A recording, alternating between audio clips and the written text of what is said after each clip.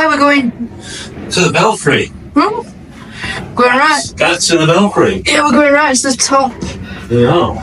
of the cloth hall. Where the bells are. And marvellous views over Sydney. That wasn't too bad. Yeah, I'm just looking for the defibrillator. We're not really at the top yet, there's more to go. Up there. Oh. Right, we... Oh, we just missed it! Shall we run up them ladders now? Oh, come on! La la la! We're missing it! Come on! James!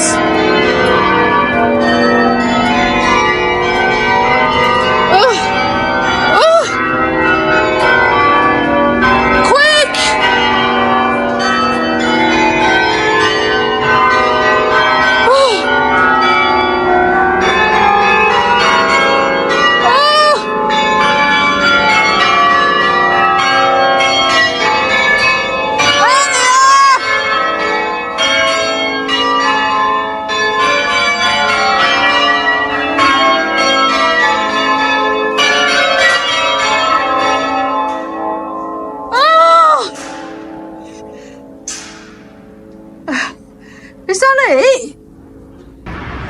Well, we're going to have a look at another view now. Another platform. Another spiral staircase. How many spiral staircase do we want in one day? We're going to look at the view of the beautiful city of Ypres. Oh! Christ! Damage. Oh no! Bashed my glasses.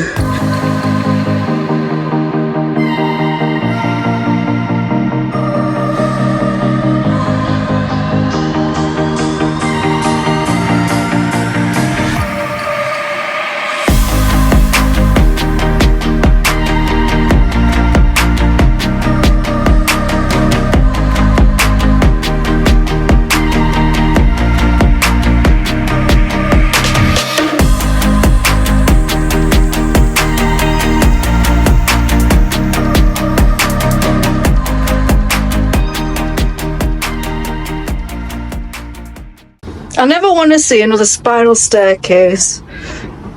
Make me dizzy.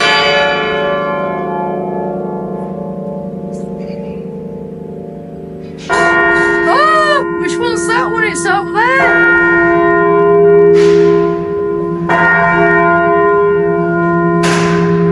That's it. It's officially 3 o'clock. The bells. We know it's 3 o'clock. The bells have made me deaf. That and years of going to rock concerts. It's a bit quieter down here. It is, isn't it? So we found ourselves in the city of Ypres again. We've been here before. So this wasn't entirely planned.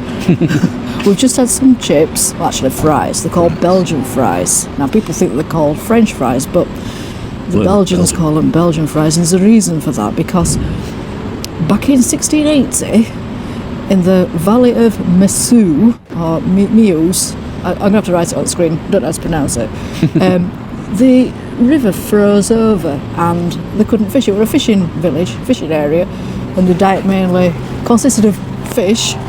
So when this river froze over, they thought, well, what can we do? So they decided to get potatoes, cut them into shape of fish and fry them, hence the beginning of the Belgian fries. So just add them, and we've put a shot of them on the screen. What we're going to do now is, because we're here, and last time when we were here I had a couple of names of my relatives that were on the Menin Gate, which is a memorial for the missing during World War I. This is where we last time laid wreaths, and also I read the citation. It is, yeah. Little shop there. I'm going to have to find a shop that sells poppy crosses, because I haven't brought them with me. Like I said, we weren't planning this. After we've been in here.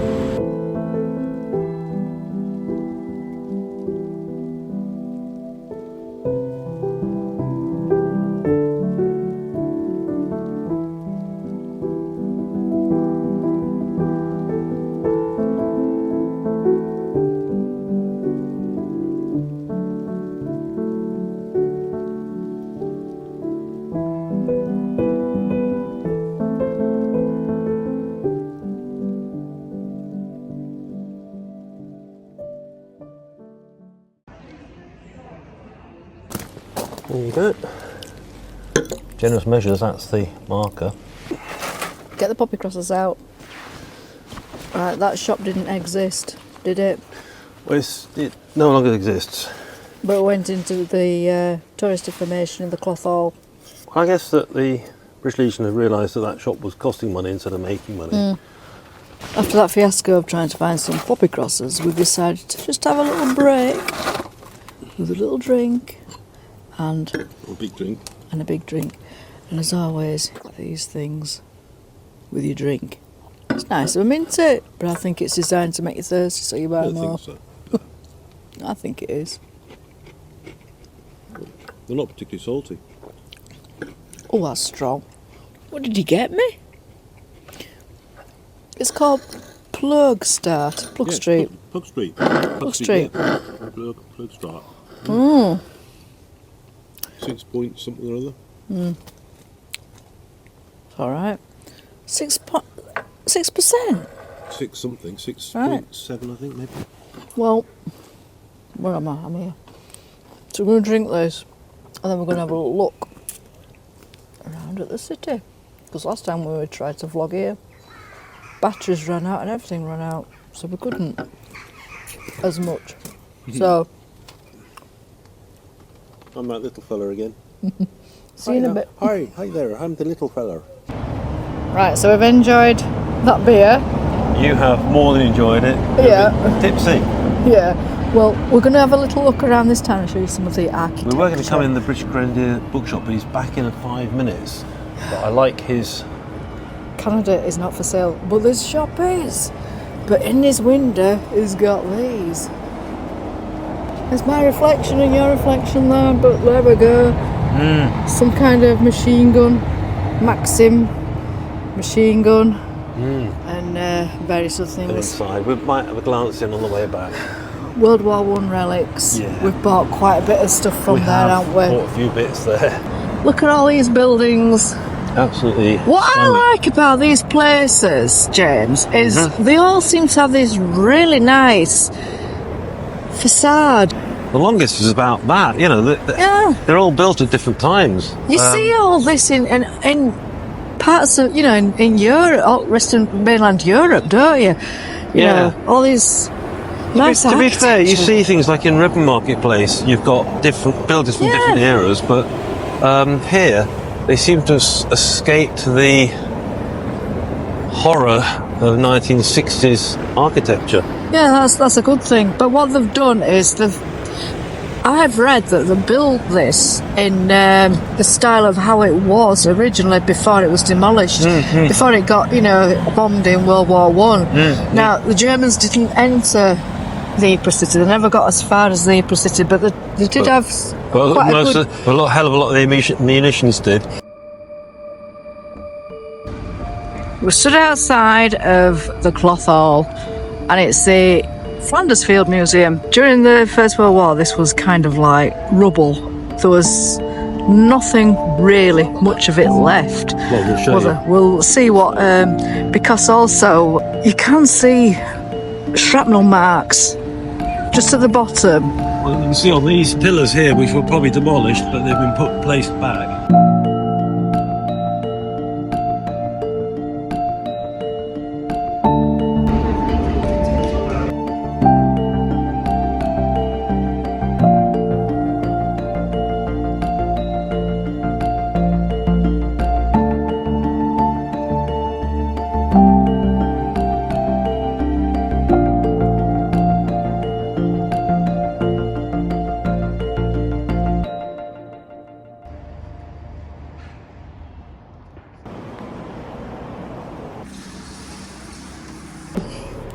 On here, Harold Jackson was in my family tree, is on number 21 in the Lincolnshire Regiment.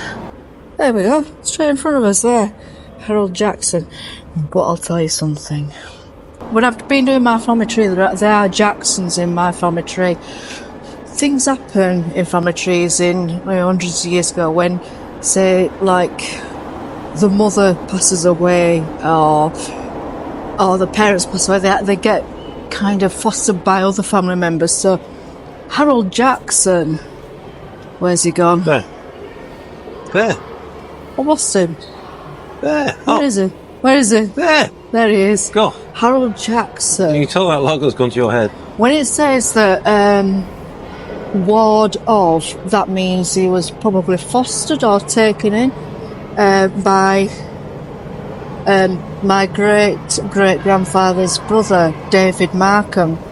So there are some Jacksons in my tree, so I don't know exactly what relative he is, but I have decided that, yes, whilst my great-great-grandfather's brother did foster him, I'm going to remember him with a poppy cross tonight.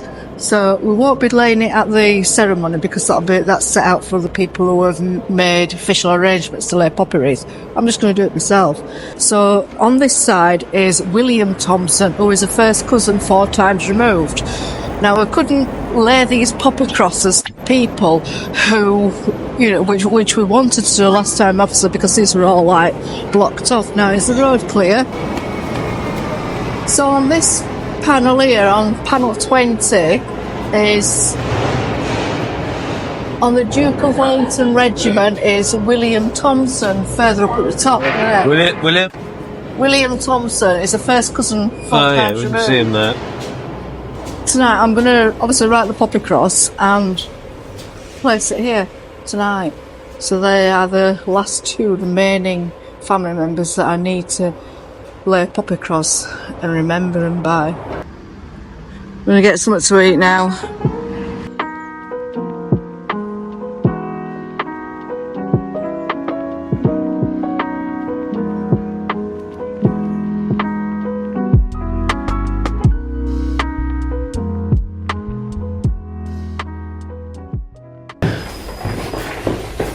So we're walking on the ramparts and now we're going down a tunnel in the ramparts, the old walls of the city, dating back to, 1,000 years ago? I don't know, medieval certainly. 500 years probably minimum. I'm not sure I like that bit. It's kind of like a little... Oh God, yeah. These are the original. Well, they're not originally from then because there'd have been like earth mounds. I think this is from something like 1300s. This, the city defence walls. But the point is, well, obviously this bit's been built on since, but this is it would have been a place to bring goods on the moat canal. Smuggling? No, not necessarily. No, it's just to bring things. To bring it into the city. Very peaceful down here. All you can hear is birds singing and stuff like that. I know. These birds are copyrighted, are they? Nope. Just not been down here before, have we? We haven't. These This is a new discovery.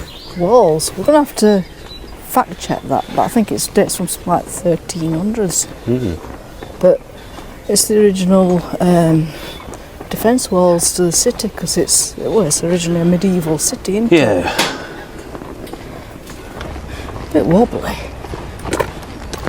You are with the camera. Me? What daffodils are out, look. Lovely. Oh, this is interesting. Right. Come on. We're not going up, we're going across. Going through another tunnel. This has been a medieval tunnel. Yeah, most likely. Wasn't it? Yeah. Interesting. I think some of it may have been rebuilt. I think this could be more the original. That bit there. That feels. And this here as well. Yeah. Yeah. So, yeah. That's probably the original. So where's this take us then? So stairs up here to get back up onto the ramparts, by the looks of it. Oh. We've never been around this bit before, have we? No. Come on. Alright. That's part of the medieval city walls. It is. The ramparts. And it goes all the way up there and all the way around the other side, I would expect. Another entrance there. Yeah. The road traffic noise was quite loud here But this road took us to the Lille Gate, which is the original gate to the city of Lille. It survived the bombardment of the First World War, and the round towers here are the oldest surviving part of the stone ramparts, dating from 1385. Apparently it's from 1384. These are the original signpostage, signs posting people to go to... When it was the Imperial War Commission. Imperial War Graves Commission. Actually, So what? Yeah. Government as well, I think that might be G. It was Imperial back then. Yeah, it wasn't the Commonwealth War Graves Commission. No. But these are the original signs when people came over to find the loved ones. When the graves would have been marked as crosses, not as the headstones we see today. Because you can see here, you have got the Bedford House Cemetery, which is the one we visited. Yeah. But here, you've got Oak Dump Cemetery, Chester Farm Cemetery, Spoilbank Cemetery. But here, unfinished. Railway dugouts, burial ground. Right. So That's not a cemetery, that's literally a burial ground. just a burial ground at the time. So you have to think about all the relatives that would have had the chance, the luck and the money to come over and to see where the loved ones was actually buried. These are the signs that they would have seen. Not what we see today, the kind of signs that we see today. Yeah. So it's a different port entrance, isn't it? So we're gonna go on to the Ramparts Cemetery now, which isn't far from here. Come on. We'll go across the road before we get run over. Here we go. Ramparts Cemetery. Got no relatives in this cemetery. No. Well, for relatives visiting, it's a beautiful final resting place. It is a fantastic final resting place, overlooking the river over there. Cross of sacrifice, as always. It's called the Ramparts Cemetery because we're on the ramparts, the original ramparts of 1300s. That's why.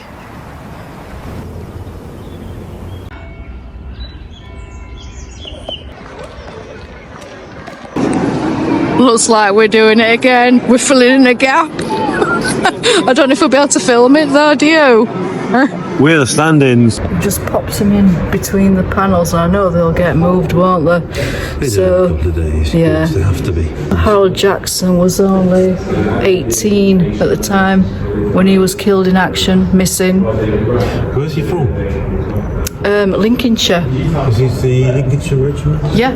He was from Lincolnshire. Right, so let's do the next one then. This is the final one, and I've remembered every single relative in my tree now. If you remember up to date. This time we've actually managed to find a wreath. Well, I've actually give them a poppy cross now. So this is William Thompson, Private William Thompson, in the Duke of Wellington Regiment, which at the time was the West Riding. So he died on the 11th of August 1917. Great park up for 2 nights. Very good park up. For 2 nights. We've been here before. Yeah, been here Last before. time we were here for a couple of nights, weren't we? Yeah. So, right, we're going to head on now. So we're going to head on now to Polygon... Aldi first. Aldi. And then some fuel. And then to Polygon Wood. We've been there before. And we have documented it before, haven't we? We have, but we're doing something specific. We've discovered Scott's bunker. Yep. There's 2 bunkers, isn't there, in the middle of Polygon Wood? Yeah. Not found them before. Right, it's some unfinished business. Come on, let's go.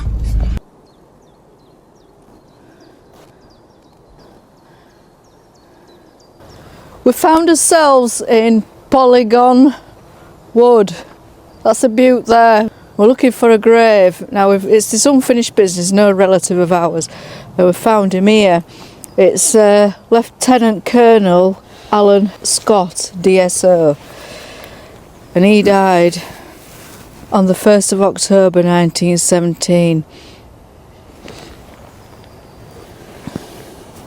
Right, so now we're going to find, there's a bunker named after him, Scott's Post, and it's in Polygon Wood. So if we look down here, when the woods were captured, you know, these avenues here and many others, they were all duck bordered out. You mean those trenches? You mean Yeah. those trenches? Well, the duck bordered because they'd been captured by the Australians. So Those trenches with duck boards in them? Is no, that what you're saying? no, they were not trenches. These weren't trenches. These were all duck bordered out. You mean it was like a roadway? Yeah. Because it was very boggy, or? Well, it'll be in a quagmire of Yeah, mud and okay. created with all artillery shells. But also, and things. effectively, one suspects pretty well by 1917 there wasn't a wood here, just a few stumps. So by the 1st of October, when this area was going to be passed on to be held in British hands, Lieutenant Scott, he was giving details of what had been captured by the Australians to the British commanding officer at the time, and he was stood at the butte up there giving him details of what had been captured. It was then when he was killed. It's got a quite eerie feel to it, hasn't it? Yeah, 108 years ago, Yeah. this was Oh, it's right here. hell on earth. So here we are. This is Scott's bunker, bunker. or Scott's post. Not sure if it's a good idea to wander in. It's full of water. I think we can James. stand in the entrance and just look Yeah. in, can't we? It is a bit. A lot. And be careful, there's bats living in here as well. When the Germans had this wood in 1916, this is when they built all. There's another one somewhere apparently. These bunkers, and they're full of trench. There's a New lines. Zealand bunker which we're going to visit on the way back Yeah. to the car. After the war, all kinds of ammunition that had been left behind was exploded in the wood. To avoid a lot of flying debris, the bunker was regularly filled with ammunition. The bunker survived the explosions. Only the rear wall was pushed out as a result of the enormous pressure. This has been blown completely away, and it's only, obviously it's got structural integrity with these great iron rods running through it here, but that would have originally been in line with this. Well, that was something that we missed in all the years that we've been coming here. Right. Right, let's go and find the next bunker. Right, let's... Oh, I can see it. In the winter of 1917 and the spring of 1918, the New Zealand Division occupied Polygon Wood. They built a number of concrete constructions. They were poured over bench sheets of corrugated iron called baby elephants. 2 of these constructions remain even today. So this is New Zealand bunker. Yeah, and you can quite clearly see the corrugated iron shuttering yeah. there, and inside as well. Yeah, you can. So it was moulded like we said before in that other Yeah. one where we went before. Well, the I did say something about elephant something, didn't I? I weren't quite sure. But you can obviously, see the corrugated iron there. Yeah. Well, after the war, well, the outside were probably taken away and used elsewhere for the next construction. But after the war, the curved ones were probably taken out because obviously they wanted some metal. next time on Just for the Weekend. If your door is on the Belgian side, you pay taxes in Belgium. If your door is obviously in the Netherlands, you pay tax in the Netherlands. We visit an unusual place where the borders cross cafes, houses and streets. I'm in Belgium. I'm in the Netherlands. I think you're in Belgium. It's fascinating. Make sure you're subscribed, hit the notification bell and see where we end up next time. Thank you for watching. Sorry mate, that's all. That's it.